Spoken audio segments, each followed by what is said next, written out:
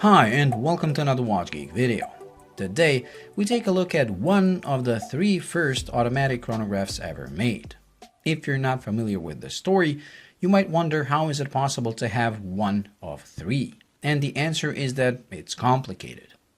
In the late 60s, everyone was trying to win the race for the first automatic chronograph. Heuer, together with two other brands, Breitling and Heuer, was developing the famous Caliber 11, which was basically a modular chronograph, where they developed a chronograph module and placed it on top of an automatic movement.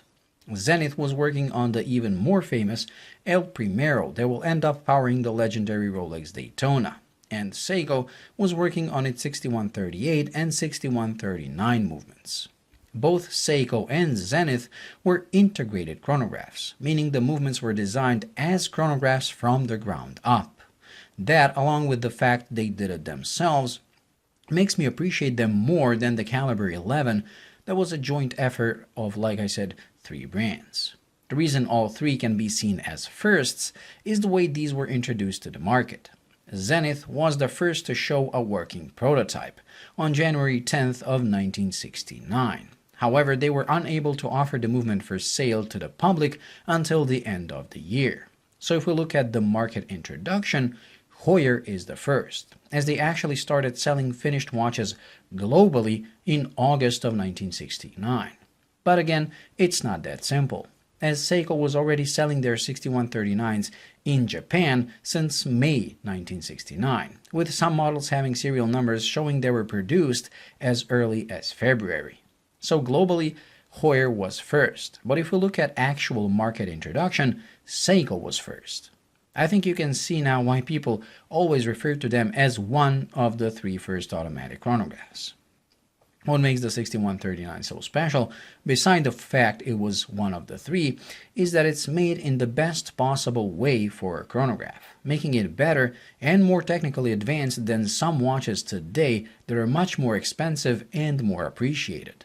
The 6139 is a column wheel vertical clutch chronograph, and if you watch all my videos, I did explain what that means in my Seiko 7016 video. But for those of you who are new to the channel, the column wheel means all the operation, start, stop, and reset are done via gear that has vertical columns, making operations smooth and giving equal resistance for each, unlike a regular cam-operated one where a combination of levers are used. The vertical clutch means the start of the chronograph is done by vertically pressing on the running gear of the main time, starting the chronograph instantly and precisely. Lateral clutch chronographs, like the Valjoux 7750 and even the legendary Lemania movements found in the Omega Speedmaster, connect the chronograph and the running gear of the main time horizontally, which means the two gears and their teeth need to mesh, and unless you mesh them at the perfect time, you will end up sliding the teeth slightly before or after, resulting in a jerk of the chronograph's seconds hand and, technically speaking, a less accurate measurement.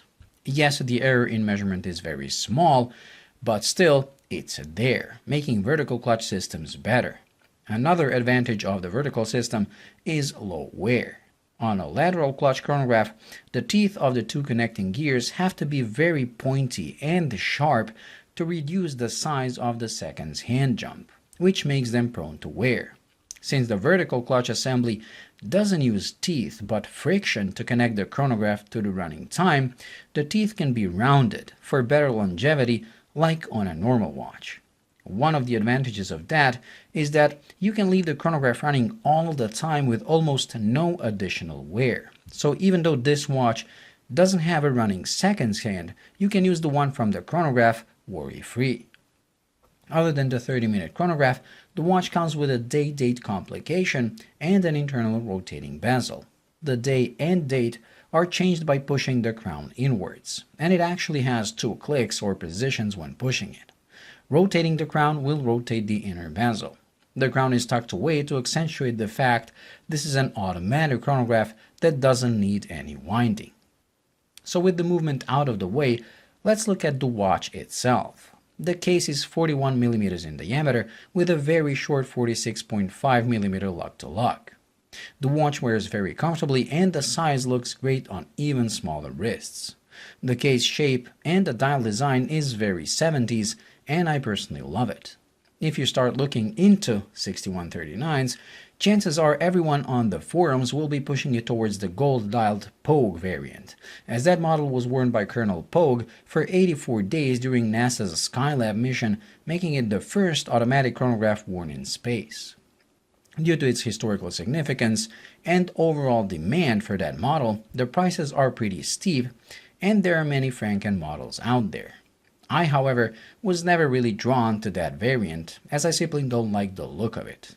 I can appreciate the historical significance, but it just leaves me cold. This, on the other hand, makes me smile every time I look at it.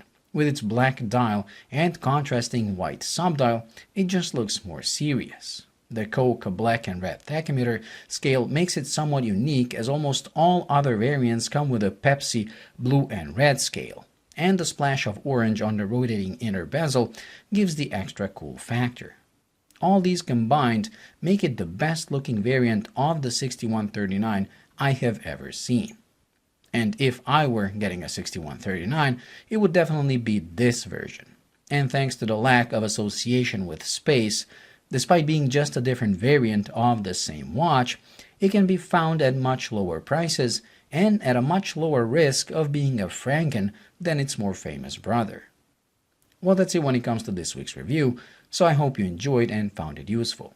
If you did, please like and subscribe, and until the next video, bye.